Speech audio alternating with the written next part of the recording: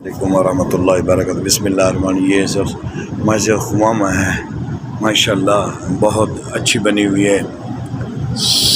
Total पत्थर है। सुबहान अल्लाह, अल्हम्दुलिल्लाह, अल्लाहु अकबर, जज़ाकल्लाह। बहुत अच्छी माशाल्लाह बनी हुई है।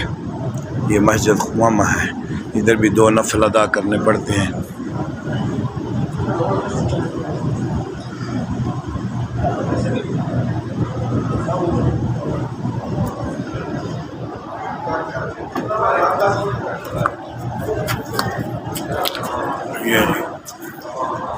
ये बाहर का मस्जिद उमामा, मस्जिद उमामा।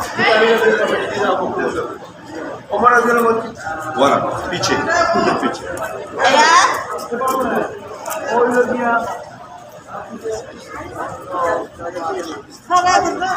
माशाल्लाह।